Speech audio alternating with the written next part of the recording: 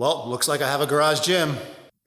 All right, so before we get to the garage, let's start where it all started. That is in the basement, because there are some quick updates I just want to give you guys. So over here in the corner, you may have seen this in video. I haven't actually done any dedicated content on this particular combo rack yet, but this is from Bishop Barbell, made in USA. Really like it, really love the look. I will be doing a full video kind of showcasing this, as well as the white deadlift platform, although there's not much to say about this, that I've received a couple of months ago. I've been holding off doing dedicated content on it because the guys from Massonomics were here a couple of weeks ago. The video doing the full gym tour where I talk a little bit about these is going to release on November 20th. So I wanted to give them some exclusive rights. Now, there are not many of these out in the wild, which, to be honest, is one of the reasons why I was really attracted to them. Number one, made in USA, really cool. Number two, super heavy duty with some unique features about them, but also they're not just your standard run of the mill that everyone has. So it was cool for me to be able to support a smaller company in terms of their initial product offering with these combo racks. That being said, Curtis, the proprietor of Bishop Barbell, he asked for feedback on it. I've been giving him some feedback. He's been looking for ways to improve the design. One of the things that we've actually already gotten done is got some new face savers. Although, to be honest, not 100% necessary. I wasn't expecting completely new ones, but if you look right over here, we do have some brand new ones in the house. I'm going to install them today. Some really slight changes. If you look here, the first thing you'll notice, or you might be able to see, there's wood on the inside. I'm a huge fan of companies doing this for their uprights because it makes putting the pin in and out much easier, especially in a meet scenario where you're trying to expedite things as quickly as possible. Having a hollow tube here just makes it a little bit more difficult. So there's now wood on the inside. There are all now some braces here on the face saver themselves to give it some more support. Old ones did not have it. Not that you needed it necessarily, but it is a nice addition. You'll notice the base themselves as well on the new ones have slots to accommodate for those braces, which I think is really cool. On the inside here, you do have some felt on the inside to make sure that they're really smooth going up and down. And also you're not going to scratch up, in this case, this very nice black powder that we have on here. I'll show you the insides of the other ones once I get them off, but we're going to switch them off. The other difference is the brackets now wrap slightly around the uprights. The other ones just went up right up against it.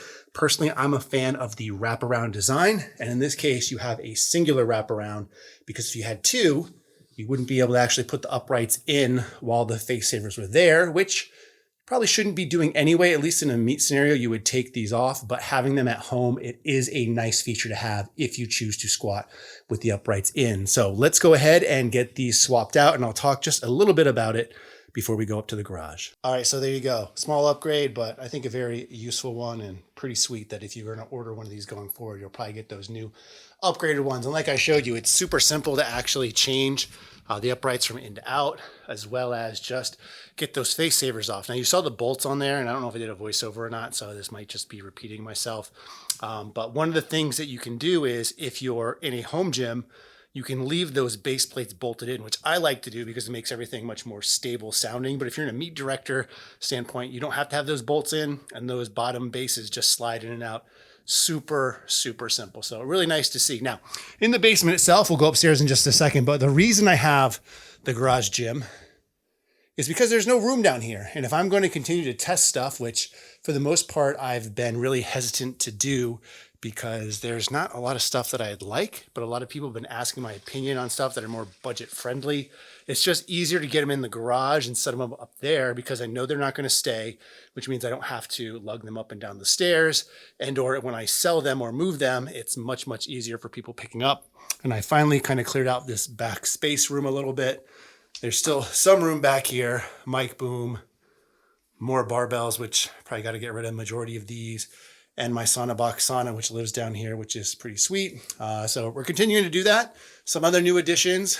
Got some kettlebells here from Hansu, pretty interesting design on these. This drives me nuts here, how sloppy and messy this desk is right now. So I need to clear that up. And also back there in the no-fly zone, which you might not be able to see because of the darkness, which is probably a better thing. Still need to clean up some of this stuff here, as well as do videos on things like the Rhino, which you guys haven't seen. So let's go ahead and let's go upstairs and take a look what I got in my garage gym. All right, so in the basement, and again, this is considered overflow. This is temporary. You can probably tell the lighting, not as good as the basement. The acoustics, not as good as the basement. Coop is going to his basement and building it out and doing a fantastic, really sweet build. I am not going to the garage. I am not doing a sweet build. This is just to hold my stuff until I can review it and then move it. So it'll be gone hopefully within the next couple of weeks once those videos are done. Now, that being said, let's start over here in the corner with, I think, the coolest thing in here. And the main reason I moved up to the garage, you can see this thing is pretty beefy and big. This is the Mikolo Anubis 2.0 Ultimate. It is a couple of things. Number one, it is a power rack, or a half rack in this case. 3x3 uprights, 1-inch holes, which are numbered. 12 gauge steel, which is doable for a budget-friendly rack, which I would consider this to be. Comes with spotter arms with these unique legs for braces to make sure that this thing wouldn't tip, which I don't think it would anyway because it's super beefy. But power rack number one. Number two, it is a functional trainer as well. You can see the dual pulleys, which in this case are also aluminum, which a lot of people care about. But aluminum on here, knurled handles to adjust, and dual 175-pound weight stacks, which are a 2-to-1 ratio only. So no 1-to-1 on this, which, spoiler alert, in the review I will talk about as it comes to lat pull downs and things of that nature. It does come with some accessories as well. So it comes with a low row kind of knee pad, and also this doubles as a foot plate. It comes with other accessories as shown here. Straight bars, lat pull down bars, rope attachments, curl bars, these handles. So it is a functional trainer as well. And then it is also a Smith machine, which actually works really well. I was surprised. This works much better than the one I did from Center, or the Inspire functional trainer, which you may have seen, which costs several thousands of dollars. This one works really well, at least in my testing so far.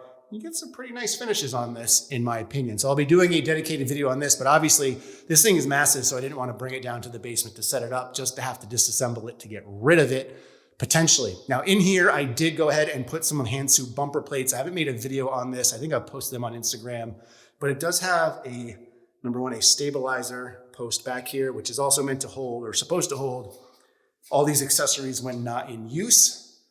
Doesn't have plate storage as is, which is a negative in my opinion, but I kind of just put these in here. So these are of my own design so far, but that is really cool. Also over here, which you probably have seen, hopefully you did, my last video was on the Marake S29 bike. So here it is. This is technically pending pickup. So this has been sold for $100. Yeah, it's pretty cheap. I tend to bring things on, do videos on it, and then I want to get them out as soon as I can. So I tend to list things pretty aggressively on Facebook Marketplace. So if you're in the Rhode Island area, keep your eye out for those kind of things. Marake liked the video I did on that so much, they sent me this, which is their leg extension, leg curl. You have one of these designs with tons of options on it, which is very similar to a lot of other brands out there.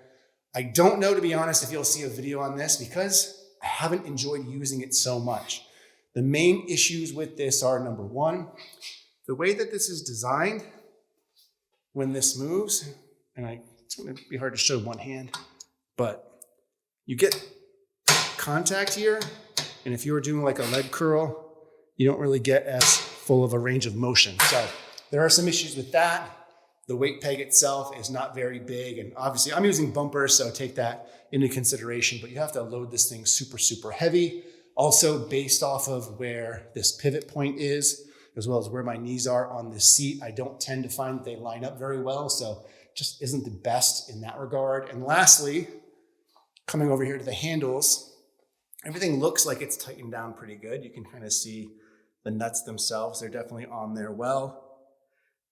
The bracket that holds onto here, I think, right here, is a little bit too large for this post, because even though things are tightened down, you get some wiggle. Now, I could over tighten this even further and try to basically bend this frame in, but shouldn't have to do that. So I don't know if you'll see a video on that or not.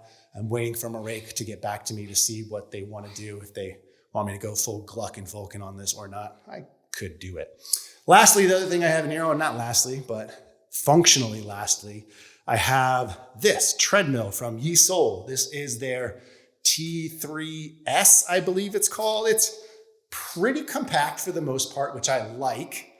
Being a person with longer legs though, the tread is fairly short, but I haven't had any issues using it so far. I want to say it has like a 3 horsepower motor, so it gets up and goes plenty fast for me. It goes up to a 10-degree incline, which again, plenty for me given the size of this. But what I really like about it actually, and interestingly enough, is because I talked about how this one doesn't really have a monitor on it. The monitor integration on this is really cool. Number one, it's a 21.5-inch HD screen, which is great.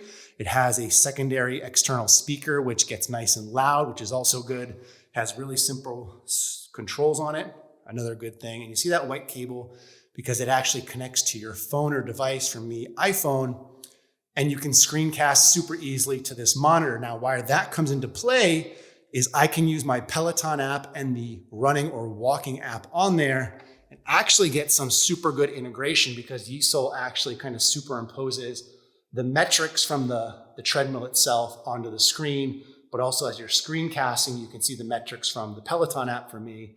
And it actually is very easy to use and kind of links great, because it'll tell you on Peloton, you should be going between X amount of speed. You can just set that on the treadmill and it will show you right there, and you'll see the Peloton one right there as well. Maybe I'll do a quick kind of video, I don't know.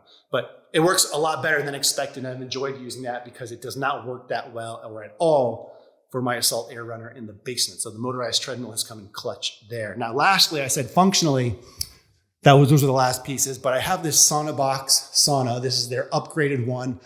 This is like their infrared and does not require any water like the one in the basement.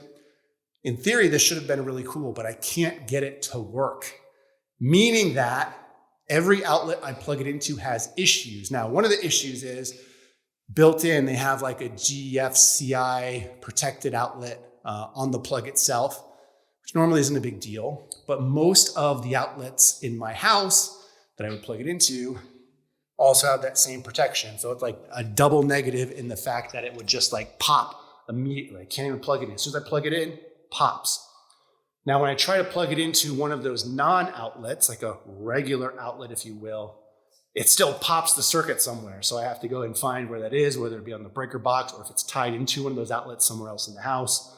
There's just all sorts of issues. So I cannot get it to run despite the actual power draw on that not being more than like a dehumidifier or a blender or a hair dryer, which obviously I have a lot of experience with, but a lot of headaches with that. So I'm waiting on Sonabox to get back to me about a potential fix. They realize it could be an issue for some, but it's just a little bit annoying. So it's here in the garage. I almost said basement. All those years of the basement will do that to you. But this is my garage gym. Soak it in while you can. It's not staying. It's going. If you're in the area and you want to buy that rack, let me know, because it's got to go. All right. In the meantime, as always, thanks so much for watching. And as always, stay big.